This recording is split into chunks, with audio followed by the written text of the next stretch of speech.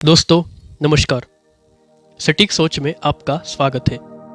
आज मैं आपको आचार्य चाणक्य जी की कही कुछ बातें बताऊंगा जो उन्होंने अपने शिष्य चंद्रगुप्त से कही थी, जो मुझे लगता है हमारे जीवन के लिए महत्वपूर्ण है। तो ध्यान दें, ध्यान से सुने। पहली, समस्या और कठिनाइयों को कैसे समाप्त करें। दूसरी, संकट में कैसे बचें। तीसरी, हार से कैसे उभरे। चौथी, विचारों का महत्व। और पांचवी, देह प्राप्ति की योजना कैसे करें। पहली, समस्या और कठिनाइयों को कैसे समाप्त करें।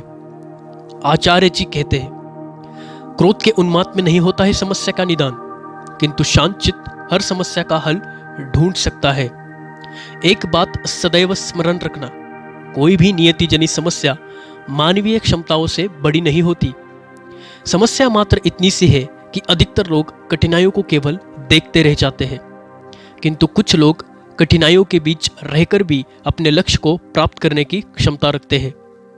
इतिहास में केवल उन्हीं का नाम लिखा जाता है जो विषम से विषम परिस्थितियों में रहकर भी अपने लक्ष्य को दृष्टि में रखकर दैनिक समस्याओं में बिना उलझे लक्ष्य प्राप्ति के मार्ग में आने वाली कठिनाइयों को समूल सुलझा लेते हैं।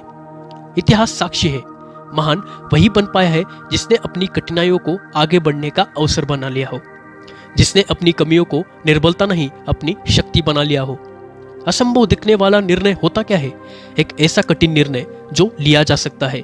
इसलिए चाहे जितना संभव लगे निर्णय लो, जो कि समस्या को अनिर्णय से खींचोगे तो समस्या तुम्हें खा जाएगी। निर्णय लेने में साहस करो, फिर देखो इतिहास तुम्हारा नाम कैसे अमर बना देता है।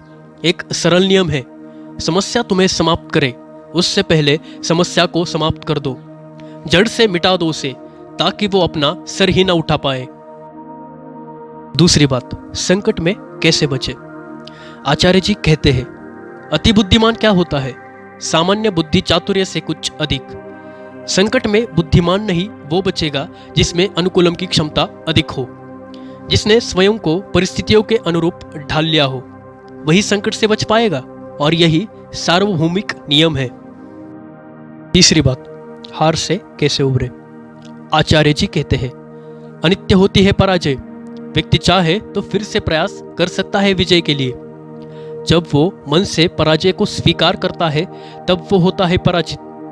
कई बार मन से पराजय को स्वीकार करने वालों, हार से हताश होने वालों को इस बात का पता ही नहीं होता कि जब उन्होंने साहस छोड़ा तब वो विजय के कितने निकट थे। हर पराजय विजय यात्रा के मार्ग में आने वाली एक अनुभव मात्र होती है, एक ऐसा अनुभव जो हमें कुछ और सिखाता है, हमारी कमियां हमें बताता है, हमें विजय के और निकट ले जाता है। चौथी बात जो बहुत महत्वपूर्ण है वो है विचारों का महत्व। आचार्य जी कहते हैं, अपने विचारों को वश में रखो क्योंकि यही तुम्हारी वाणी बनेंगे। अपनी वाणी को वश में रखो क्योंकि यही तुम्हारा कर्म बनेगी। अपने कर्मों को वश में रखो क्योंकि यही तुम्हारी आदत बनेंगे। अपनी आदतों को वश में रखो क्योंकि यही तुम्हारा चरित्र बनेगी। अपने चरित्र को वश में रखो क्योंकि इसी से तुम्हारा भाग्य बनेगा। पांचवी बात, देह प्राप्ति की योजना कैसे करें। आचार्य जी कहते हैं, योजना की परिकल्पना को अनुभव और अंतर्दृष्टि के साथ सोचे समझे संभावित संकटों का ध्यान रखते हुए कार्य में लाने का प्रयास करो। किंतु कार्य की सफलता योजना, भाग्य और अंतर आत्मा के स्वर के मिले जुले असर से तय होती है।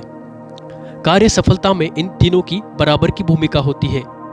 सफलता के लिए अर्जुन की तरह हो पाना उचित रहता है, मात्र लक्ष्य की ओर दृष्टि और कहीं नहीं।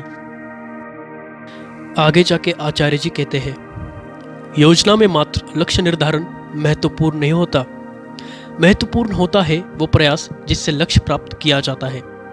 मनुष्य का सबसे बड़ा शस्त्र उसकी बुद्धि और विवेक होता है। एक बुद्धिमान योद्धा अपने बुद्धि चातुर्य और विवेक से किसी भी युद्ध में विजयी हो सकता है, फिर परिस्थितियां कितनी विषम क्यों न हो। दोस्तों, मुझे यकीन है कि आपको ये वीडियो जरूर पसंद आई होगी। अगर आई है तो लाइक जरूर कीजिए और ऐसे ही प्रेरित वीडियो के लिए हमारे साथ बने रहिए। धन्यवाद।